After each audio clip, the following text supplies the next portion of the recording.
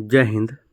NCERT class 9 economics MCQ chapter 1 Palampur गांव की कहानी। खरीफ फसल किस मौसम में होता है?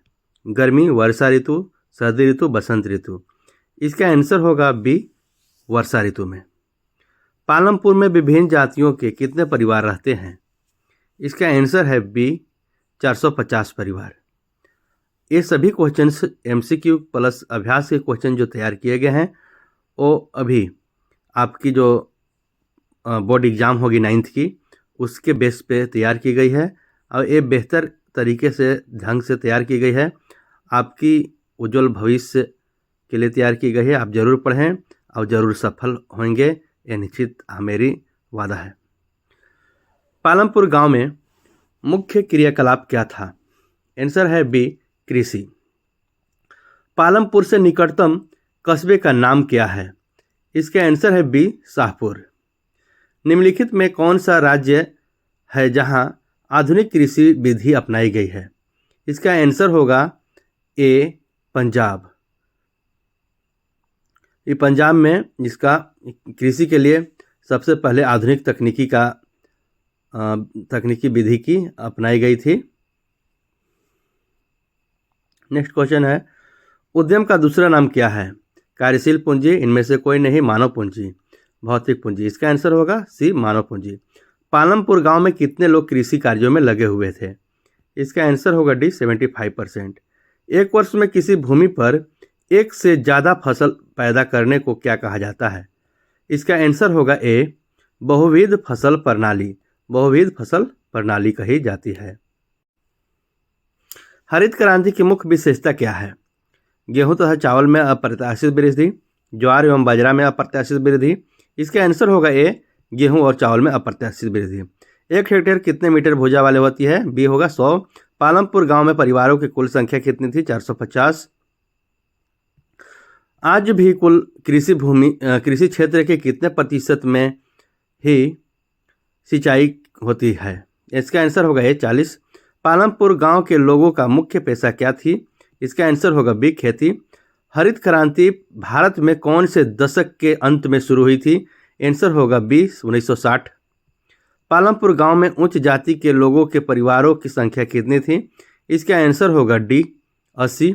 भारत में ग्रामीण क्षेत्र के 100 कामगारों में से कितने गैर कृषि कार्यों में लगे हुए हैं? इसका आंसर होगा ए, 24। उत्पादन के मुख्य कारक कौन नहीं है? इसका आंसर होगा डी, बाजार नहीं है, बाकी भूमि, भौतिक पूंजी, मानवीय पूंजी हैं। उपयोगिता का सृजन क्या कहलाता है? इसका आंसर होगा ए, उत्पादन। पालमपुर गांव में परिवहन के कौन कौन से साधन उपलब्ध हैं? इसका आंसर होगा डी, बैलगाड़ी, भैंसा, बघी, ट्रक। आवश्यकताओं को संतुष्ट करने की शक्ति क्या कहलाती है? इसका आंसर होगा सी, उपयोगिता कहलाती है। नेक्स्ट क्वेश्चन से देखते हैं हम लोग। पालमपुर में किसान वर्ष में कितनी फसलें उगाते हैं? इसका आंसर होगा ए, 4 फसलें। उत्पादन के लिए जरूरी चीज़ें कौन सी है? इसका आंसर होगा बी, उपरोक्त सभी। श्रम, भौतिक एवं मानवीय पूंजी, भूमि। पालमपुर गांव में इनमें से कितने घर मिट्टी और फूस के बने हुए होते हैं? डी आंसर होगा अनुसूचित जाति दलित के घर। इनमें से कौन एक अस्थायी पूंजी है? इसका आंसर होगा ए, यंत्र।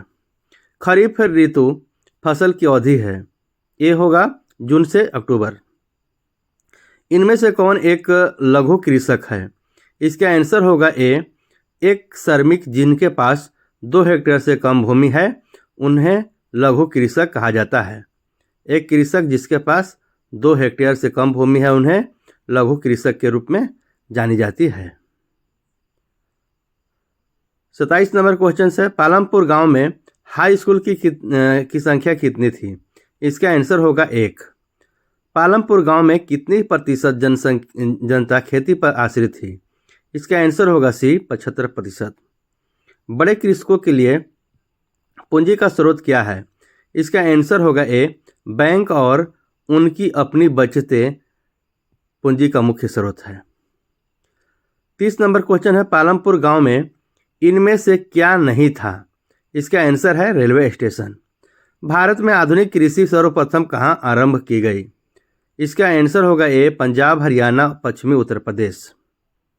उत्पादन की कितनी इकाइयाँ होती है? इसका आंसर होगा बी, 4 इकाइयाँ होती है। उत्पादन की कितनी इकाइयाँ होती है? तो इसका आंसर होगा बी, 4 इकाइयाँ होती है। इनमें से कौन उत्पादन का साधन नहीं है? आंसर होगा व्यापार। पालमपुर गांव की कहानी में करीम कौन था? इसका आंसर होगा सी, एक कंप्यूटर का शिक्षक था। इनमें से कौन एक गैर कृषि क्रिया नहीं है? फसलें उगाना, परिवहन, डेयरी, दुकानदारी। तो इसमें गैर कृषि क्रिया नहीं है बोली जाती है, तो हो जाएगी फसलें उगाना। रबी ऋतु फसल की अवधि है। इसका आंसर होगा बी, नवंबर से अप्रैल। इनमें से कौन उत्पादन का प्रचुर साधन है? भूमि, पूंजी, उद्यमी, क्षेत्र। 6 इसका डी होगा आंसर, श्रम। इनमें से कौन उत्पादन के संगठन है? डी होगा डेयरी। नहीं है तो डेयरी होगा। क्या हरित क्रांति हमें खाद्यान्न में आत्मनिर्भर बना दिया? इसका आंसर होगा डी, हाँ। छोटे कृषकों के लिए ऋण का मुख्य स्रोत क्या है?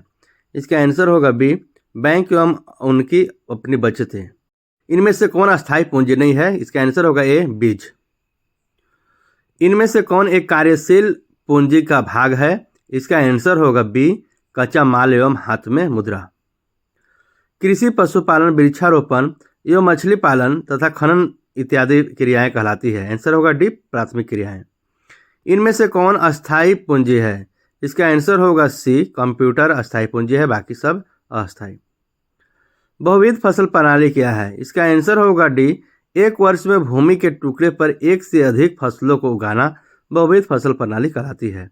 पालमपुर गांव में कितने परिवार भूमिहीन हैं? इसका आंसर होगा बी, 150 परिवार। इनमें से कौन हरित क्रांति से संबंधित नहीं है? इसका आंसर होगा ए, इसने पूरे भारत के श्रमिकों के जीवन स्तर को उठा दिया है। ये जो है वो हरित क्रांति से संबंधित नहीं है, बाकी सभी है। इसमें 60% तक दबाव लागू होता है। इसमें भूमि उपजाऊ शक्ति कम कर दिया गया है। इनमें से कौन अस्थायी कार्यशील पूंजी है? नगद रुपया, जनरेटर, टरबाइन, थ्रेसर। इसका आंसर होगा नगद रुपया। मानव पूंजी का दूसरा नाम बताइए। इसका आंसर होगा सी, उद्यम। पालमपुर में कितने परिवार रहते हैं? इसका आंसर होगा डी, 450 परिवार पालमपुर गांव में रहते हैं। नेक्स्ट क्वेश्चन देखते हैं हम लोग। आवश्यकताओं को संतुष्ट करने की शक्ति को क्या कहते हैं? इसका आंसर होगा डी, उपयोगिता। इनमें से कौन अस्थायी कार्यशील पूंजी नहीं है? इसका आंसर होगा सी, ट्रैक्टर। ट्रैक्टर जो है अस्थायी कार्यशील पूंजी नहीं है। इनमें से कौन सा उत्पादन का साधन नहीं है? ए होगा व्यापार। और गेहूं, चना, जौ आदि किस प्रकार की फसलें हैं? इसका आंसर होगा ए, रबी। पालमपुर में मुख्य क्रिया क्या है? इसका आंसर होगा सी, खेती। पालमपुर गांव में भूमि स्थिर क्यों है? इसका आंसर होगा बी, खेती करने वालों की संख्या कम हो गई है इसलिए। नेक्स्ट क्वेश्चन देखते हैं हम लोग। आगे के क्वेश्चंस हैं। कच्चा माल कहलाता है मानव पूंजी, अस्थायी पूंजी, कार्यशील पूंजी। तो इसका आंसर होगा कार्यशील पूंजी। HYV का क्या तात्पर्य है? इसका आंसर होगा ए, अधिक उत्पादन करने वाले बीज। उत्पादन की पहली आवश्यकता है श्रम, भूमि, भौतिक पूंजी, मानव पूंजी। इसका आंसर होगा बी, भूमि जो है उत्पादन की पहली आवश्यकता है।